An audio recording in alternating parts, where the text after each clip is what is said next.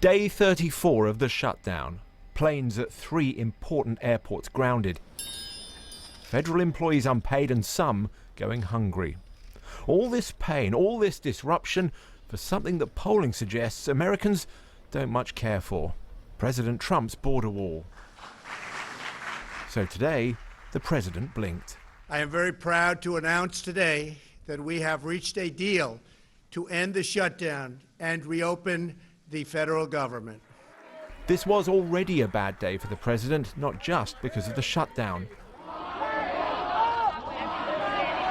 Roger Stone shares more than a hairstyle with the president. The men have been close allies for decades. Stone helped the president's election campaign. Today, Special Counsel Robert Mueller's investigation into that campaign's alleged contacts with Russia indicted Mr. Stone. He was arrested and had a brief hearing in this Florida court. I will plead not guilty to these charges. I will defeat them in court. I believe this is a politically motivated investigation. I am troubled by the political motivations of the prosecutors. And as I have said previously, there is no circumstance whatsoever under which I will bear false witness against the president, nor will I make up lies to ease the pressure on myself. Mr. Stone was indicted on 7 charges, 1 count of obstruction for withholding documents from a congressional investigation, 5 counts of making false statements about the nature of his contacts with WikiLeaks over documents hacked from the Clinton campaign servers. He's also charged with 1 count of witness tampering. Although not named, the witness is thought to be this man, radio presenter Randy Crediccio. According to the indictment, Mr. Stone put pressure on him not to testify. In an email, he wrote, "You are a rat, a stoolie. You backstab your friends, run your mouth. My lawyers are dying to rip you to shreds." Stone also said he would take that dog away from you. About the same time, Mr. Stone wrote, "I am so ready. Let's get it on. Prepare to die." Embarrassing for the White House? Not, according to Mr. Trump's spokesperson. Look, I'm not an attorney. I haven't read that document. I'm not going to get into things I don't know. What I do know is that this has nothing to do with the president, has nothing to do with the White House. But the question is, what will hurt the president more? Today's twist in the Mueller investigation or the impact of the shutdown? With the Mueller investigation, you've gotten into this dynamic where partisans on both sides of the aisle, people who support Donald Trump and people who oppose Donald Trump, they're going to view everything through that lens. And then the rest of the public, I mean, if you're someone who doesn't pay much attention to politics, this is all, really hard to figure out at this point. Whereas the shutdown is something that is a very clear storyline. It's something that's having a tangible effect in communities across the country. The president's brand is all about being the ultimate deal maker. Today, he appeared outplayed and outnegotiated.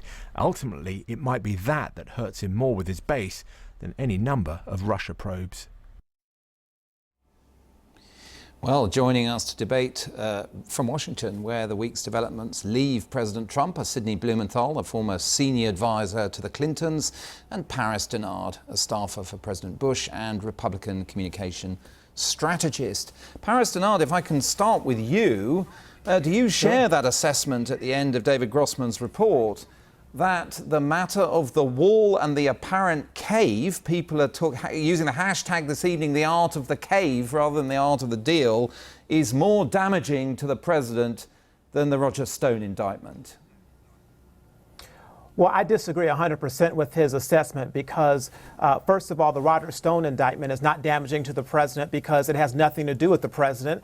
That has to do with Roger Stone allegedly making false statements, but that has nothing to do with the president or the campaign. Now, when you look at this issue of what the president did today, the president showed leadership in not blinking but listening. He listened not only to the 800,000 people who are suffering because of Speaker Nancy Pelosi and Senator Chuck Schumer's inability to negotiate and their defiance to actually secure the border and open the government, but he also listened to those angel families who have been victimized by criminal aliens who came across this southern border, and he's listened to the officials But that's got Ann Coulter, arch-conservative columnist, calling him a wimp, hasn't it, this evening on Twitter?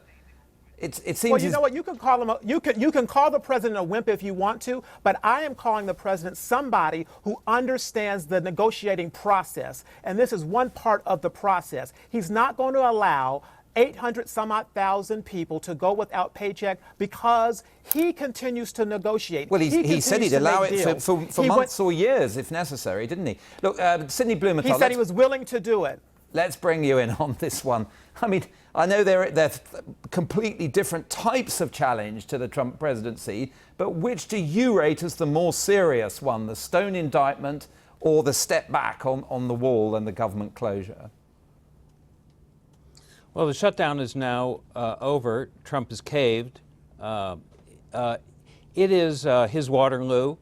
The wall was his greatest issue in his 2016 campaign. It began as a mnemonic device created by his handlers to get him to remember to speak about immigration. It became a symbol of his xenophobia, his nativism, and his racism. He took it to an absolute issue, and he has failed. There will be no wall. It's equivalent to what happened to President George H.W. Bush on his pledge when he ran in 1988, read my lips, no new taxes. And inevitably, there were new taxes. He was attacked by his Republican right, and it led to his defeat. Now, read Trump's lips, no new wall. So this issue is now done. The Roger Stone matter continues as part of the Mueller investigation. Roger Stone is hardly an ancillary figure. He's the most intimate, central figure politically in the life of Donald Trump, who was handed off to him by Roy Cohn, who previously handled Donald Trump. And I knew Roger Stone very well decades ago. He told me how Roy Cohn had given Trump to him as a client when Cohn was dying of AIDS. Roger Stone ran him for president in 1987 and 88. We have to remember that these things have long histories. In 1987, Donald Trump went to Moscow. Without going back too far into the history, Sidney Blumenthal, given what you've said, and you used that term Waterloo, if you were advising the Democratic Party now, would you put the main weight of your attacks for the remainder of this presidency on the wall issue and the perception of Trump as a man who blinked, or would you keep going all guns blazing on Russia collusion and the Stone indictment and the like? Well, people can walk and chew gum at the same time.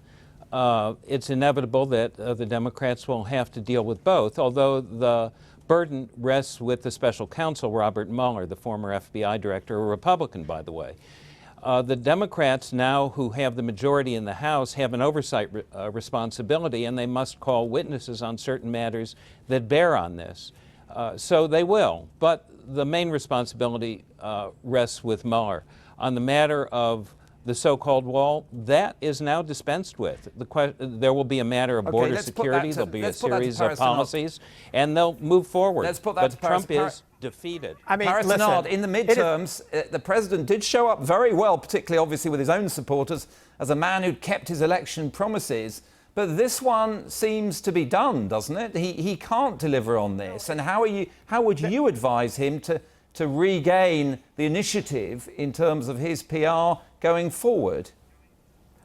Well, it's no reason why Hillary Clinton lost the election if she's listening to the advice of Sidney Blumenthal. What he just said is totally incorrect. Look, the president knows that this is a part of the negotiating process. If you listen to the entire press conference that he gave today, what happened is it's going to go to the conference committee on both sides, the House and the Senate. And there are people there who are on both sides of the aisle, especially Democrats, who have already committed and said they agree that there is a border crisis, that there should be some type of a wall or a steel fence some type of barricade.